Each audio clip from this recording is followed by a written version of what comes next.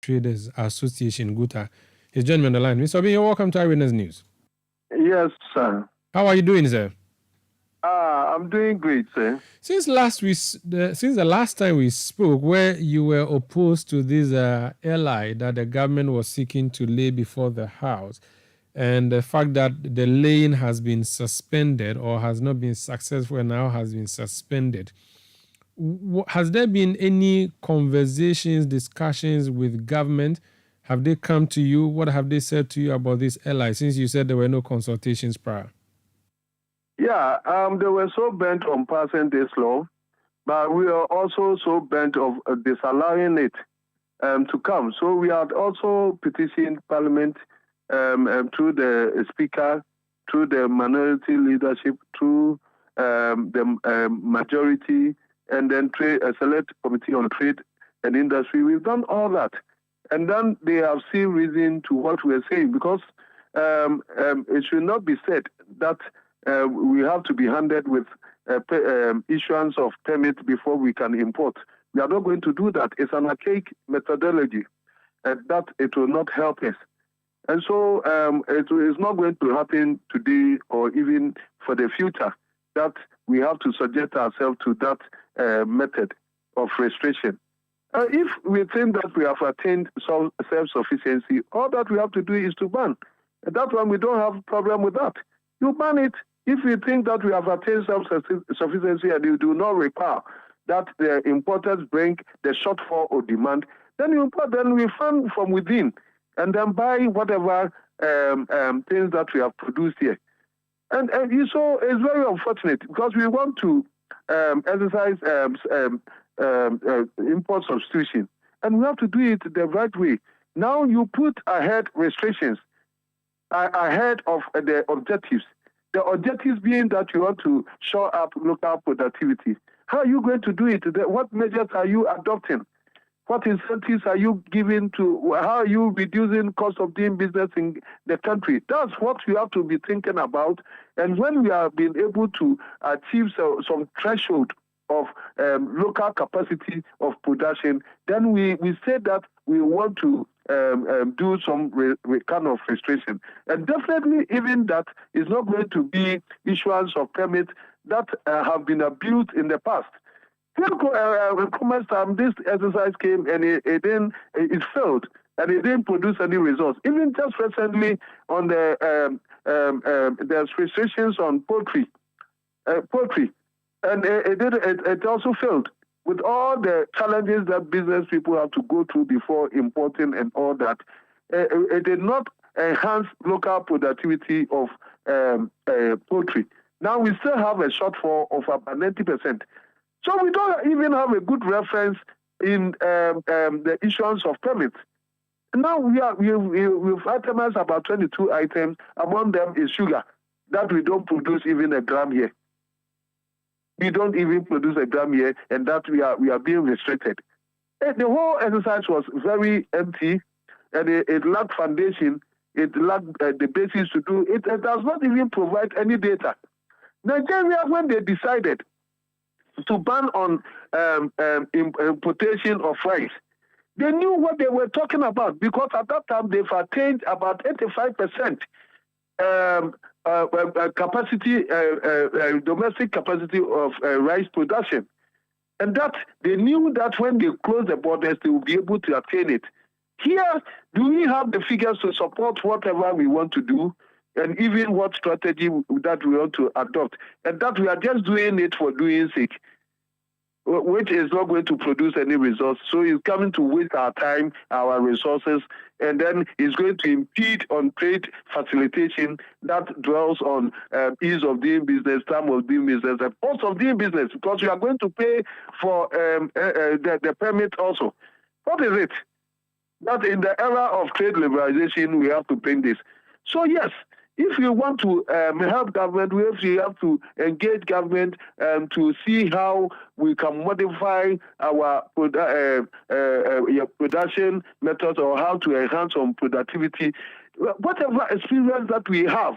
And mind you, trust me, we have a lot of experience. It's not that even the local manufacturing entities who are not even adding up to the value chain. Because if some people bring concentrate of tomato concentrate, and then they employ about 20 people somewhere, and then they say it's a manufacturer. But he's also importing the concentrate. He did not buy the tomatoes from the farmland, like Akumadan or Walugu or where, that is buying the tomatoes to go and service this factory. And we think that is industrialization. That's self-deceit. That means that we don't know what we are doing. And so we will grant government the needed input so that we will achieve this. Because the onus lies on all of us to make sure that we industrialize. We will be the first people to propagate the industrialization drive of government, because we travel and see what the nations that have industrialized and that have attained self-sufficiency and how it is bringing wealth and development to them. So we will be the first people to even propagate this. But if it should be done, it should be done well. And in this particular case, we did not do it well at all. It lacked any foundation, no basis. It's not scientific because it lacked data and all that. And then we are just restricting to just frustrate and destroy people's businesses. Yeah. All right. Before the laying or the attempted laying, the government, you have told us, did not consult you. After the brouhaha, have you been invited to the table to discuss these matters at any point? No, we have not been invited. All that they are insisting, I let my team of associations, we have the Joint Business Consultative Forum for which I chair, and I led them to Parliament and all that. What they seem to have told Parliament is that they have met with us. And that what had happened was that, this list have been popping up. You've been interviewing me on some of these things. These things have been popping up, that we are going to restrict this. And then when we get the information with the list, then we go to the ministry to seek for information. And so we've done that about 3-4 times. And that's what they are terming it as engagement. So that's not engagement. We did not go and put our input, a written input, to suggest that this is how to go and all that. Whenever we have gotten that opportunity and come, we said that we are not ready for that, and that we cannot come and get a license before we are able to trade. And this is what our input, if there's any input, this is what we have said. And where was it captured? So it cannot be said that we have they have engaged us. And since this thing started coming up, we have not also been called, as you want to know. We have not been called for any engagement again. Now, we have met with the subsidiary, the Committee on Subsidiary Legislation. Exactly. Okay. We met them 2 days ago, and then we make our point so clear. But Minister for Trade, Katie Hammond, or his deputies did not invite you for any meeting to discuss this. No, not after they tried to lay this. No, they haven't done that. Okay. Previously, like I've told you, we even that we are engaging Madame Dokua, who was the deputy minister. Whenever we have seen that these names have popped up that they are going to restrict it, we go and seek information. And that's what we have been doing, and that's what they term it as a stakeholder engagement. It's not stakeholder engagement. Stakeholder engagement means that we are forming something together, and that we are building consensus on that, and that we are bringing our input, which will be captured, and then to make something that we all owe it. And that's not happening. Moving forward, are you suggesting that this ally, in the form that it is, or even any ally that will seek to restrict importation, would never be supported by your group? That is your position? No. We have something like import substitution. That's what they are saying, that's restriction. And we have so many methodologies. And I'm telling you that issuance of import permits have not even helped in the past. What we have to do is to find a way to shore up our local productivity. Let me tell you, these things happen naturally. When the right environment is created, when production, we use efficient ways to produce, that will make cost effective, that will make it competitive. Because it should not be said that the production that is made in Ghana is only going to be sold to people of Ghana. So when we tie up the importers in Ghana, it means that we are selling our goods to Ghana. We are not thinking about selling it to Togo, Niger, Burkina Faso, and Nigeria.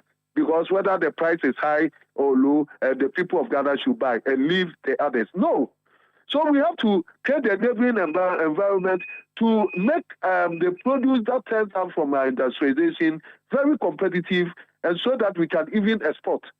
And that's what we have not even done. And we have not provided the incentives that will also show up the capacity of production itself.